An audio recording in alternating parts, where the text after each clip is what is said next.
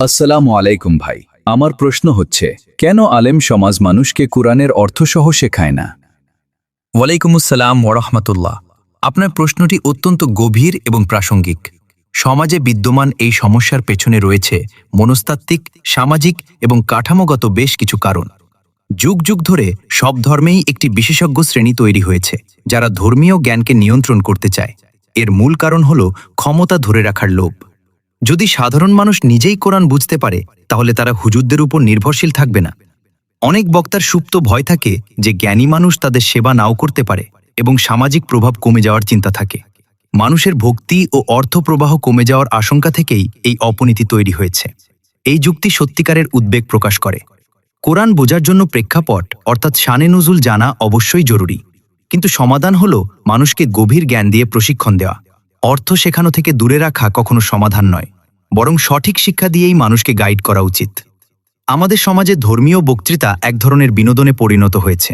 সুর করে কান্না এবং আবেগ প্রকাশ করলে জনপ্রিয়তা বাড়ে এবং শ্রোতার সংখ্যা বৃদ্ধি পায়। অলৌকিক কিচ্ছা কাহিনী শোনালে মানুষ মুগ্ধ হয়, কিন্তু গভীর তাফসির আলোচনা করলে শ্রোতাদের বোরিং লাগে এবং আগ্রহ কমে যায়। ফলস্বরূপ বটগাছের গল্প শেখানো অনেক বেশি লাভজনক এবং সহজ হয়ে ওঠে। আমাদের দেশে কোরআন শিক্ষা অত্যন্ত সীমাবদ্ধ। এখানে শুধুমাত্র নিয়ম, সঠিক তেলাওয়াত অর্থাৎ নাজেরা এবং হিফজু করা অর্থাৎ মুখস্থ করার উপর জোর দেওয়া হয়, কিন্তু অর্থ এবং অনুপ্রেরণা শিক্ষা সম্পূর্ণভাবে অনুপস্থিত। ফলে কোরআন মানে শুধুমাত্র পবিত্র বই যা তেলাওয়াত করলে সওয়াব হয়, এই সীমিত বোধ তৈরি হয়েছে। সব বক্তাই বড় আলেম নন। অনেকেই শুধুমাত্র মাদ্রাসায় পড়া ছাত্র, যাদের কোরআন হাদিসের গভীর বিশ্লেষণমূলক জ্ঞান নেই।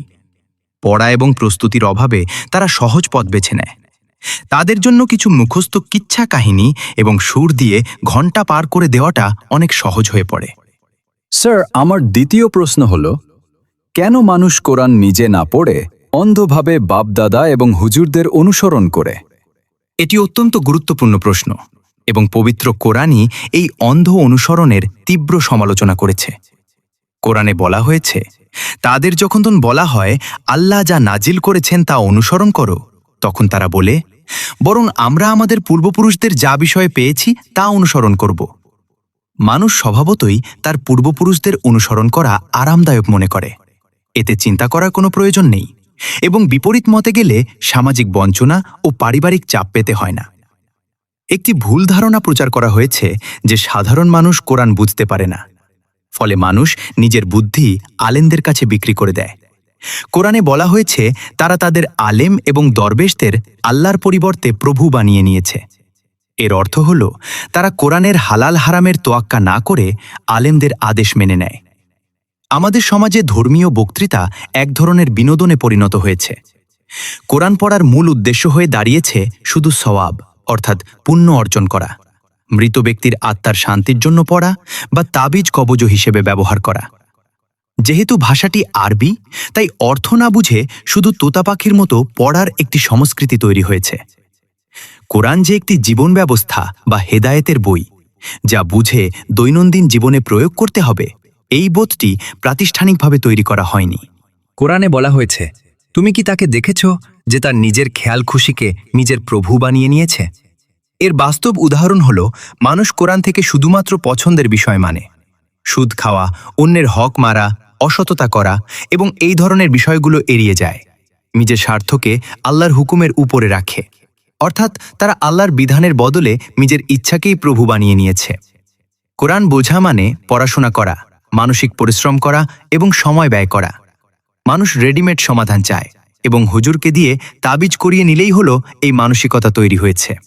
মানুষ এই কষ্টটা করতে চায় না এবং শর্টকাটে জান্নাতে যাওয়ার চেষ্টা করে।